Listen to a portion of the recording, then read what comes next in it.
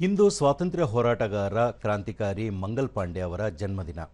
ಬ್ರಿಟಿಷರ ದೌರ್ಜನ್ಯ ಮತ್ತು ಅನ್ಯಾಯದಿಂದ ಭಾರತ ಮಾತೆಯನ್ನು ಮುಕ್ತಗೊಳಿಸಲು ತಮ್ಮ ಪ್ರಾಣವನ್ನೇ ಅರ್ಪಿಸಿದ ಮಹಾನ್ ವ್ಯಕ್ತಿ ಮಂಗಲ್ ಪಾಂಡೆ ಅವರಿಗೆ ದೇಶಾದ್ಯಂತ ಇಂದು ಗೌರವ ನಮನ ಸಲ್ಲಿಸಲಾಗುತ್ತಿದೆ.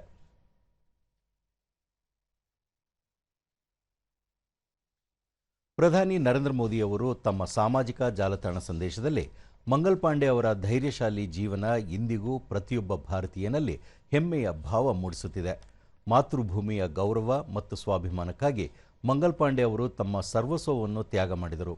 ದೇಶಭಕ್ತಿಯಿಂದ ಕೂಡಿದ ಅವರ ವೀರಗಾಥೆ ಮುಂದಿನ ಪೀಳಿಗೆಗಳಿಗೂ ಸದಾ ಪ್ರೇರಣೆಯಾಗಿರಲಿದೆ ಎಂದು ತಿಳಿಸಿದ್ದಾರೆ.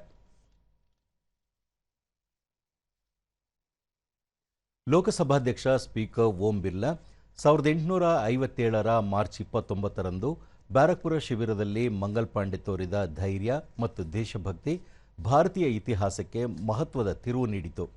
ಅದು ಬ್ರಿಟಿಷರ ಆಡಳಿತದ ಅಡಿಪಾಯವನ್ನೇ ಅಲುಗಾಡಿಸಿ ಸ್ವಾತಂತ್ರ್ಯ ಹೋರಾಟಕ್ಕೆ ಹೊಸ ದಿಕ್ಕನ್ನು ತೋರಿಸಿತು. ಮಂಗಲ್ ಪಾಂಡೆ ಅವರ ತ್ಯಾಗ ಅನೇಕ ಕ್ರಾಂತಿಕಾರಿಗಳಿಗೆ ದಶಕಗಳ ಕಾಲ ಸ್ಫೂರ್ತಿಯಾಯಿತು. ಅವರ ಜೀವನ ಇಂದಿಗೂ ಲಕ್ಷಾಂತರ ಭಾರತೀಯರಲ್ಲಿ ದೇಶಭಕ್ತಿಯನ್ನು ಜಾಗೃತಗೊಳಿಸುತ್ತಿದೆ ಎಂದು ಹೇಳಿದ್ದಾರೆ. ಗೃಹ ಸಚಿವ ಅಮಿತ್ ಶಾ ತಮ್ಮ ಸಂದೇಶದಲ್ಲಿ ದೇಶದಲ್ಲಿ ಕ್ರಾಂತಿಯ ಕಹಳೆಯನ್ನು ಮೊದಲು ಮೊಳಗಿಸಿದವರು ಮಂಗಲ್ ಪಾಂಡೆ. ಮಂಗಲ್ ಪಾಂಡೆ ಅವರ ಸ್ಫೂರ್ತಿಯಿಂದಾಗಿ 1857ರಲ್ಲಿ ಪ್ರಥಮ ಸ್ವಾತಂತ್ರ್ಯ ಸಂಗ್ರಾಮ ಆರಂಭವಾಯಿತು. ಅವರ ತ್ಯಾಗ ಬಲಿದಾನವನ್ನು ದೇಶ ಸದಾ ಸ್ಮರಿಸುತ್ತದೆ ಎಂದು ತಿಳಿಸಿದ್ದಾರೆ.